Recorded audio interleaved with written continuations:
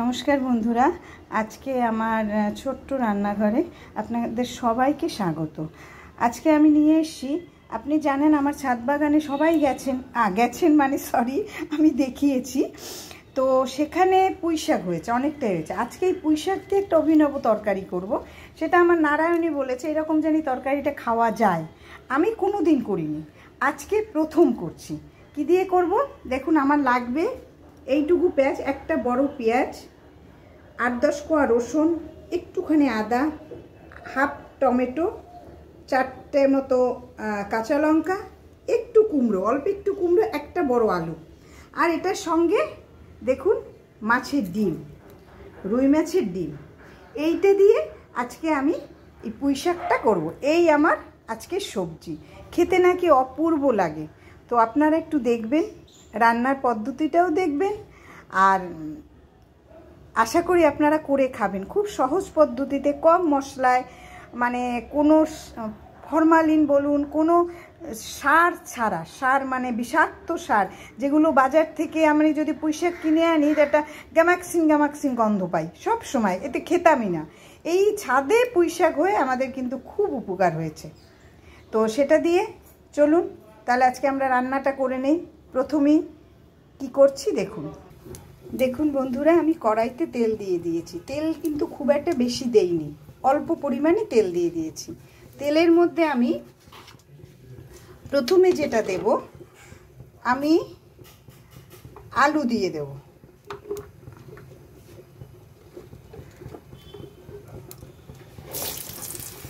দেখুন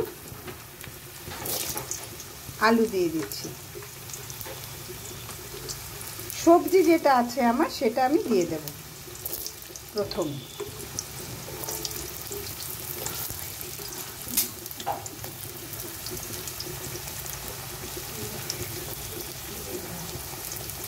আলু কুমড়োটা দিয়ে দিলাম, এটা একটু ভেজে নেব আমি।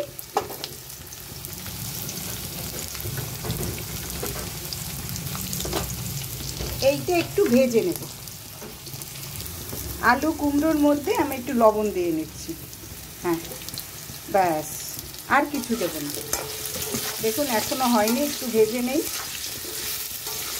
না ভাজলেও হয়, তবু একটু ভেজে নিলে কি হয়, সবজিটা একটু ভালো থাকে, ভালো হয়, একটু আস্তে আস্তে থাকে, খেতে ভালো লাগে। এই জন্য আমি সচরাচর মানে ভাজি না, একসঙ্গেই একবারে সিটিতে হরেলুটের মতো দিয়ে দেই। সিটিতে দিয়ে আমি একেবারে, আর বাড়ির সবাই বলে এই রান্না তরি হয়েছে, কি সব ভুলে গেছে, এগুলো কিভাবে খায়।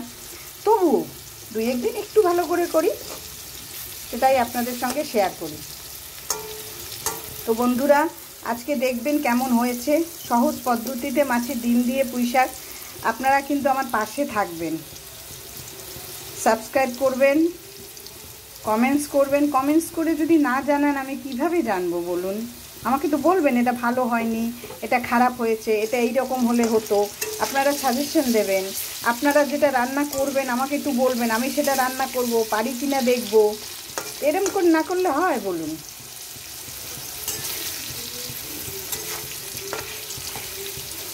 তো এইটা একটু ভাজা হোক, আর একটু ভাজা হবে। দেখুন আমার আলু কুমড়ো কিন্তু লাল লাল হয়ে গেছে। এবার আমি এটা উঠিয়ে নেব।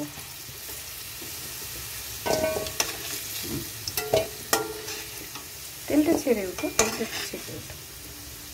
তেল কিন্তু আমি আর দেব না, যত তেল কম খাওয়া যায় ততই মঙ্গল। এরপর এটার মধ্যে আমি রসুন, আদা আর পেঁয়াজটা দিয়ে দেব। রসুনটা দেব প্রথমে। দেখুন রসুনটা দিয়ে দিলাম। রসুনটা ভাজা হতে একটু সময় লাগবে। আদাটা দাও। রসুনটার গন্ধ বেরিয়েছে। এবার আমি পেঁয়াজটা দিয়ে দেব। পেঁয়াজ নরম হওয়ার জন্য একটু লবণ দেব, অল্প একটু লবণ দেব।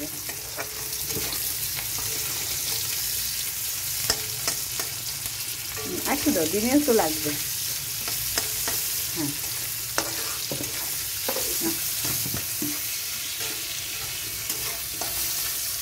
দেখুন এটা পেঁয়াজটা একটু ভাজতে হবে। পেঁয়াজটা ভাজি, রসুনও দিলাম। পুঁই শাকে সাধারণত দেয় না, কিন্তু যেহেতু আমি ডিম দিয়ে করব সেই হেতু আমি একটু পেঁয়াজ রসুন দিলাম। যদি ডিমটার একটু স্মেল আসতে পারে, আমি ধুয়ে নিয়েছি, খুব ভালো করে ভিনেগার দিয়ে ধুয়ে নিয়েছি। তারপরে একটু আমি রসুন আর পেঁয়াজটা দিলাম।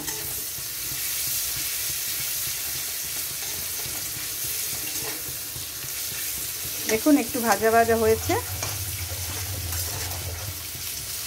এবার কাঁচা লঙ্কাটা আর টমেটোটা দিয়ে দাও, তারপর ডিমটা দিই। টমেটো আর কাঁচা লঙ্কাটা দিয়ে দিলাম।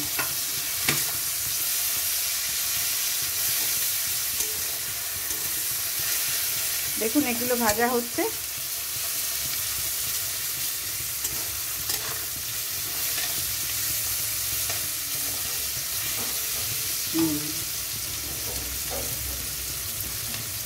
কাঁচা লঙ্কাটা দিয়ে দাও, ভালো হবে তো। আবার কাঁচা লঙ্কাটাও আবার দিল না। নারায়ণী কী করলো, শাকের মধ্যে দিয়ে দিল।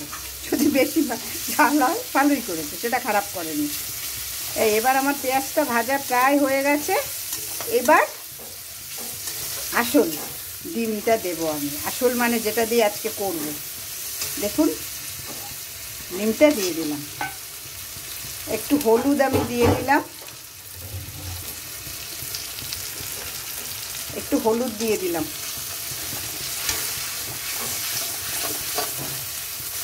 দেখুন এটা পুরোই আমি দেখাচ্ছি, একটু বড় হতে পারে ভিডিওটা, একটু তবু একটু ই করে দেখে নেবেন।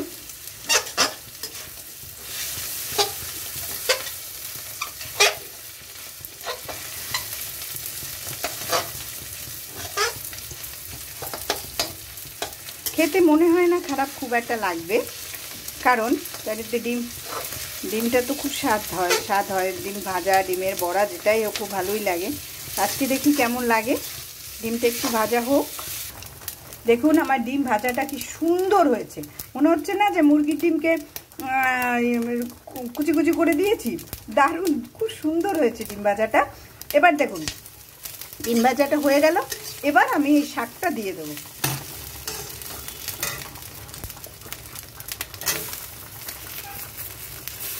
শাকটা দিয়ে দিলাম। উপর দিয়ে তরকারিটা দিয়ে দেবো, একটু নাড়িয়ে চাড়িয়ে।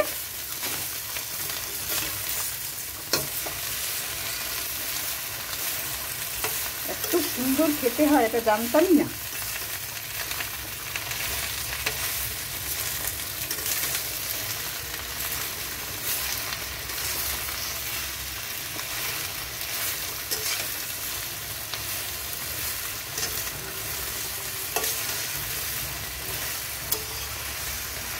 কি সুন্দর হয়েছে দেখুন।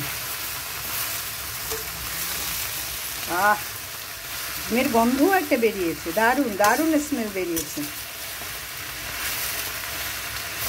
লবণ আমি যা দিয়েছি, ডিমে দেওয়া হয়েছে, আলুতে দেওয়া হয়েছে, এটা পরে এখন দেখে এটা উপরেই থাক। নারায়ণ তুমি সবজিটা দিয়ে দাও।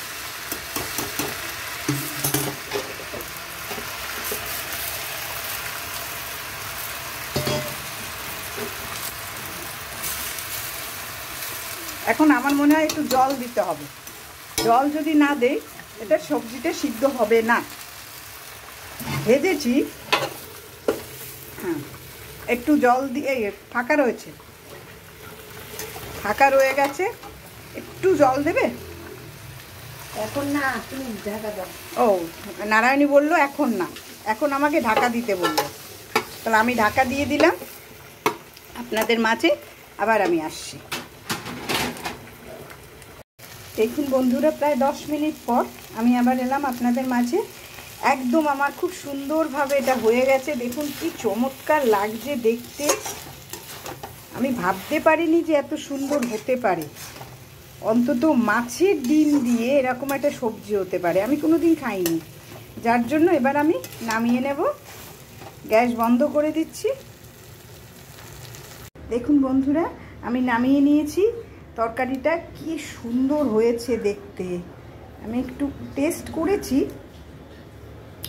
হ্যাঁ ভীষণ ভীষণ টেস্টি হয়েছে। আপনারা দেখবেন কি সহজ পদ্ধতিতে, কোনো মশলা ছাড়া কোনো মশলা ছাড়া, মশলাতে যেটুকু দিয়েছি আপনারা দেখতেই পেয়েছেন।